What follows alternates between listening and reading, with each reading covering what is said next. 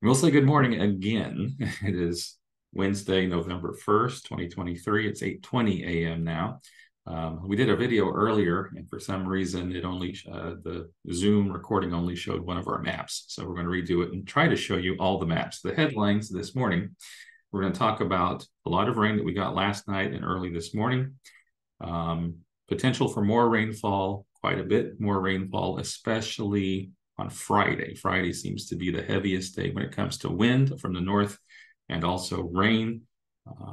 The chance of our storm in the Caribbean becoming a tropical depression fell overnight to 50%. But if it does become a tropical storm or perhaps even a Category 1 hurricane, chances are good it'll strike the coast of Nicaragua. But there's also a good chance it'll then shift to the north and bring us rain Saturday night into Sunday morning. Even if it doesn't become a tropical storm, there's that possibility of heavy rain again Saturday night into Sunday morning, which will, of course, increase our rain totals quite a bit. But first, let's see if this screen sharing thing works. I'm sharing the screen, and I want to give you a shameless plug. If you'd like to support us, of course, you can always go to patreon.com/Roatan weather. Some of our supporters have actually increased their support, so we thank you for that over the last few days.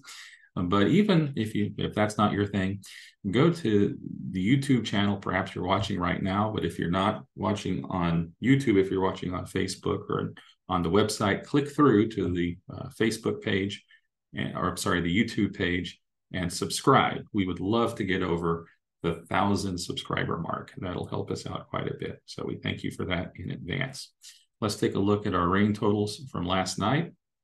You see the headline there, almost 8 inches in West End. They got 1.5 inches yesterday, so a total of about 9.5 inches there. So that's quite a bit of rain. You have 5.5 Sandy Bay, 5.5 between West Bay and West End. Most of the rest of us 1 to 2 inches, only a little under 1 inch in Utila. So, of course, the majority of the rain is still in front of us. Rain today, rain tomorrow, and a lot of rain tomorrow night into Friday. Let's go ahead and take a look at our satellite image.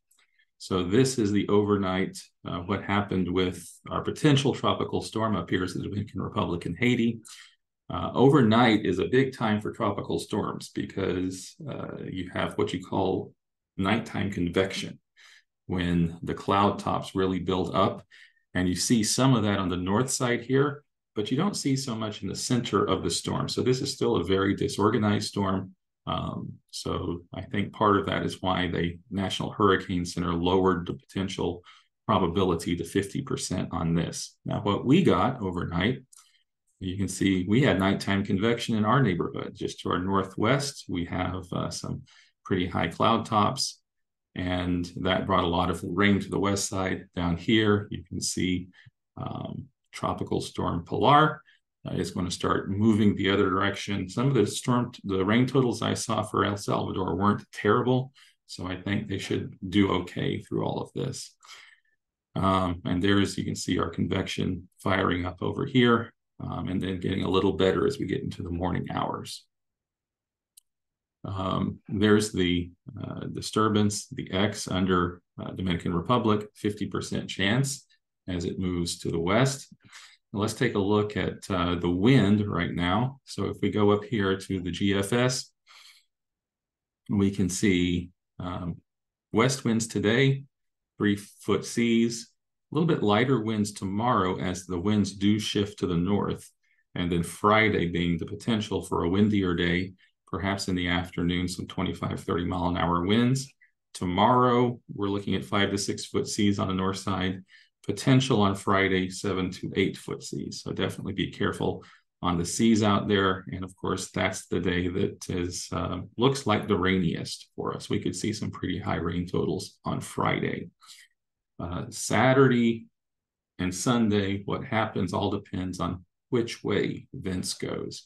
So let's take a look at some of the forecast tracks. You can see several of these. You can see there's fewer lines here than there are here. some of the models drop it off. They say it's not really going to form into a tropical storm. And even though we get a tropical wave, they're not looking for a circulating storm. But if it does circulate, we still have the potential for what we call rapid intensification in the warm waters off of Nicaragua. And then many of them have it coming north, and you can see towards us, this would probably no longer be a tropical storm, but it would be a very heavy storm that would bring us a lot of rain for Saturday night into Sunday. The intensity guidance, the ones that do keep it as a storm, some of them are saying Category 1 hurricane as it gets towards the coast. And we don't have any of the outliers that, bump it up into Category 4 like we had yesterday. That's a good thing. But 50-50 between tropical storm and Category 1 for the models that do make it into a tropical depression. I promised you that we would talk about rainfall totals, and there it is, 28.54 inches for the month of October. It goes in the books, and I added up the rain that we had gotten thus far this year, and it was 23 inches, I believe. I think I deleted it, but it's definitely more than we got all year. And so in that norther that we had 2 weeks ago, most of that fell in that time period. So in that 5-6 day time period, we got more rain than we'd gotten the whole rest of the year, 9 months worth. Our average for November is 17.32 inches. We're starting out rainier, so we'll probably be over that amount. We now have 63% of our rainfall for an average year. And before this month, we had 30%. We have had quite a dry year, but we've had quite a wet month of October. So we will keep an eye on both our norther and vents. Thank you for your support, and keep track of what's going on.